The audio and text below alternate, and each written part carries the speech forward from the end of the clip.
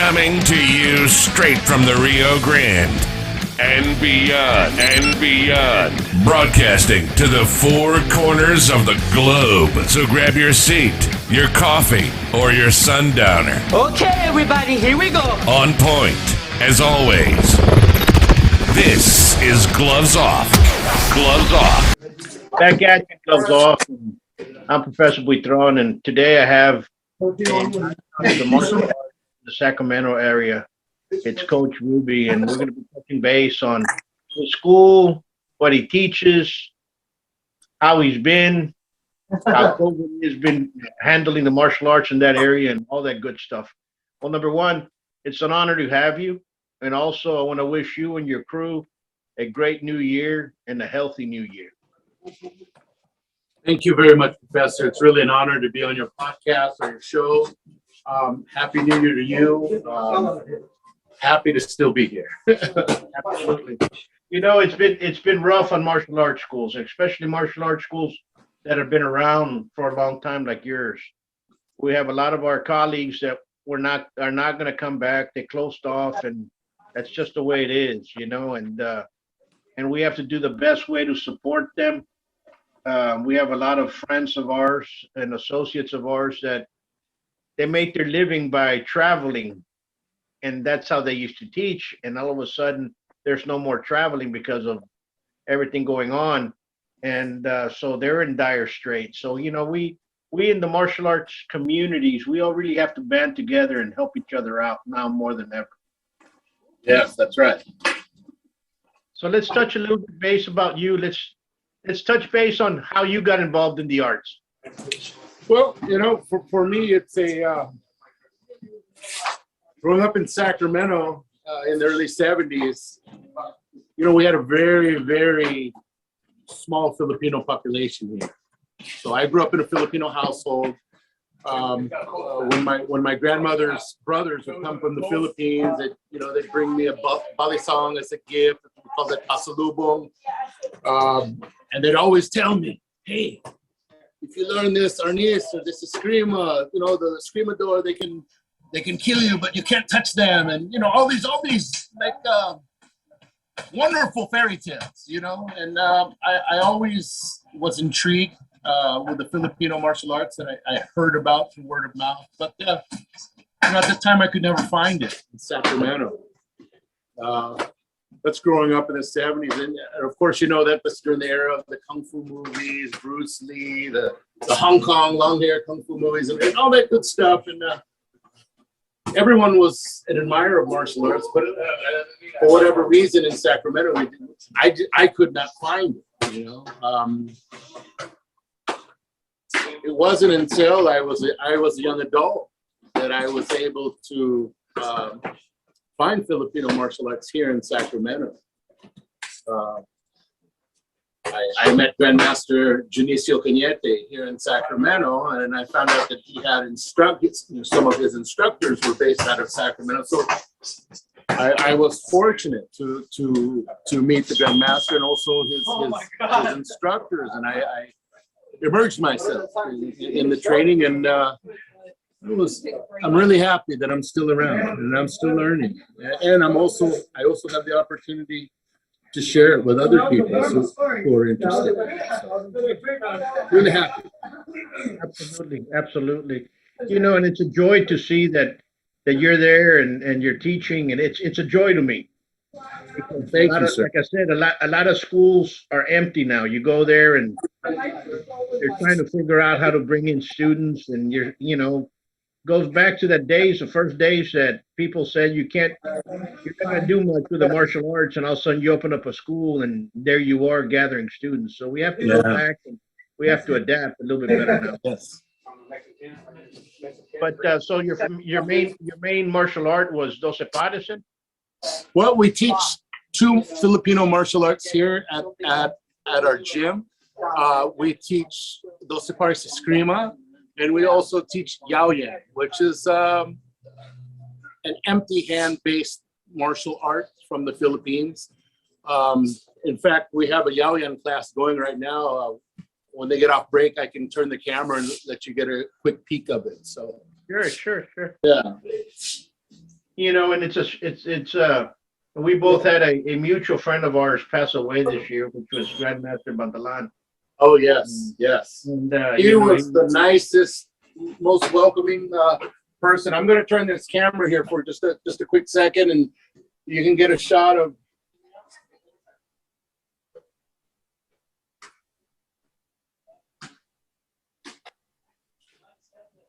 there you go. That's what it's all about. Yeah. This lady here in the front has been with us for around 6 or 7 years. She's traveled to the Philippines with me like 4 times, and she's in her 60s, and she's sparring out on the floor. Awesome, So, awesome. Yeah. But you know, and talking about GM Bandalan, you know, he was somebody that was very close and very dear to the heart. He was a good man. And you know, at one time, the last conversation I had with him, he goes, "Sometimes the guard goes." And I go, "Yeah." And he goes, "And you guys have to stand up with it." And I said, "Well, I've heard that several times, you know." Yeah. And you have some nice blades right there. Show them a little bit. Let's talk a little bit about the blades that you got. Okay, let's take a look at them. I have a few here.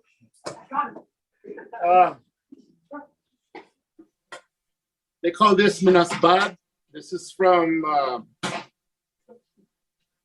Bicol, the Bicol region of Luzon. That's a nice Pretty blade. big blade. So I think the blade length itself is around 28 inches. So I think overall it's around 34 inches.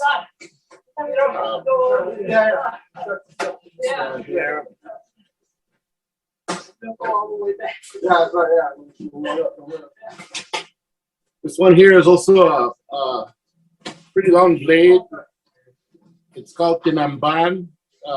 It's from the island of Leyte. Nice saber-like sword, curved blade. Scabbard is wood painted black with aluminum banding. Very beautiful, beautiful work. Yeah, I really like those swords from the island of Leyte. This is also a Minasbad from the Bicol region. Has a cool handguard. Has a really cool blade profile. You can see That's that. a really nice. That's a nice one as well. The handle is made from carabao horn, but it's an albino horn, and it's carved. You can see it. Beautiful, beautiful work. Beautiful work. This next one is from the Visayas region, from Iloilo, and this is actually on hold for a real handsome guy out of Texas. And we call this modified. They call this modified sinuwa. So A nice blade. and the hilt. Look at the hilt. Wood hilt, and it's carved, kind of plain, but. And I have a couple of antiques I want to share with you. Sure.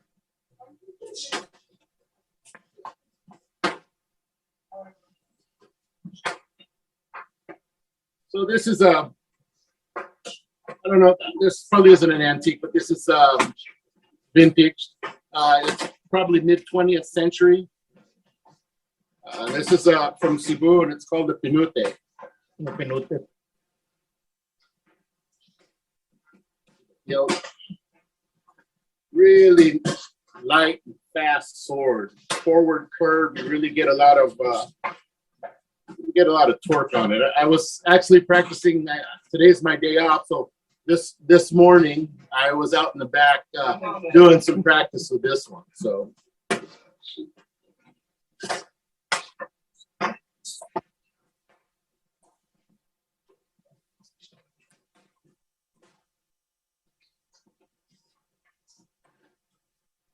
This is a barong. That's a nice barong. This is from southern Philippines, Sulu. You can see the scabbard is the throat of the scabbard is mother of pearl and it's carved. They call this design, this type of engraving is ukil. And then when you pull the blade out,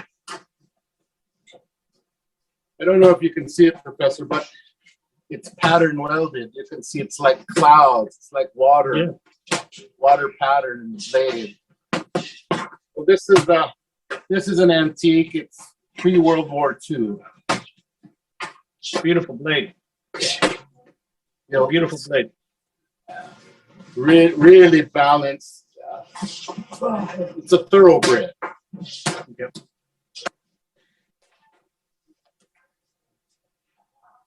I have another modern sword blade I want to show you, and this is I've always wanted one, but it's a Bowie knife. Yeah, you're from Texas. It's a Bowie knife from northern Luzon, from Ilocos. You know, in southern Texas, my uncles and all them used to call those largas. They call them what? Larga. Long blade. Larga. Larga. Okay. Yeah. Yeah, this is a really hefty piece right here. Nice balance. Like the finish. Feels really good. This is the scabbard. Yeah, nice blade. Nice blade. Tight fit in the leather scabbard, so I got it out right now. But yeah, I like, you know, I like buying these. I really admire the workmanship that they're doing. The modern Philippine blacksmiths they're really doing a good job. That's a nice blade there. The second blade is also nice. That was a nice blade right there. The first one you have. This one? Yeah. Yeah, this. Did you see the? Did you see the handle? That's beautiful. It's a dragon's head, and it's made from carabao horn, water buffalo horn. It's a beautiful blade. It's a manly sword. I'll tell you that. And do you teach how many times? You're like me. You're there every day at your school. I'm here every day except for Wednesday and Friday and Sunday. So that's awesome. I have a lot of help here. It's a family-run gym. I don't do it on my own. Like tonight, my nephew's teaching. He's running a class. During the other weekdays, it's me and another one of my nephews that run the gym. The Eskrima. I have help. We have one of the in-house instructors from the Doce Pares World Headquarters in Cebu is here. He's been here and been teaching with me since 2006. Maybe one of these days you can have him on your show. Sure. He's kind of shy, so we'll have to work on it. But yeah, we'll work on it. It's all we'll work on it. You know, I have help from my son, and then like our whole group, they're all really, really nice people, and you know, it's really a joy to operate this gym. We're really blessed with the people we have here with us. So that's the way it should be. You know, martial art gyms are pillars in the community, and I always say that. Yeah. And the ones that have been around for a long time, more so, okay? Because there's a lot of people that go through there, and you've touched a lot of people in your community, and by your teachings and so on and so forth, and you've given them not only self-defense element, you've given them the element of a better character, self-esteem, self-discipline. That some of them later on in life you'll run into, and I'm pretty sure it's already happened to you, and they'll say, "Thank you, Guru, for teaching me here," or "Thank you for doing this," and you're kind of trying to remember the face of that kid that used to come in there, and then you realize and you walk away with a smile. And I think that's the biggest prize that an instructor can have, you know, because when somebody comes back out of nowhere and says thank you. Right. Yeah.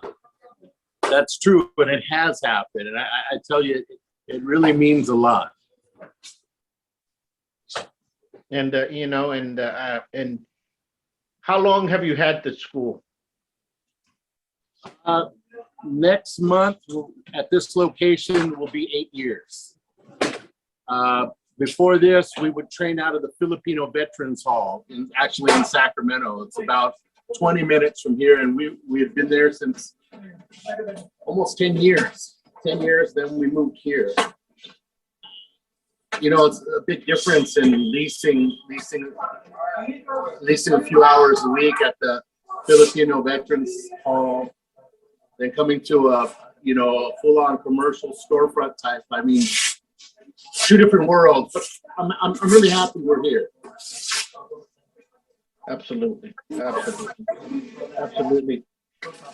What's your phone number and what's your email if anybody wants to reach you and wants to go train with you, for the folks out there? Our email address here is 12pares@gmail.com, and my phone number. Well, we don't have a dedicated line for the gym. I just use my cell phone. My number is 916-835-1268. And Guru, we'll see you soon, and hopefully we can see you here in Texas. And I want to go. We should. Yeah. Let's prepare somebody. It's coming up. Let's see. We're trying to hit with the first American stick fighting, and it's for everybody. Like I tell Carlito and everybody else, it's for everybody. And I would love to go there, Professor, and thank you for having me on your show.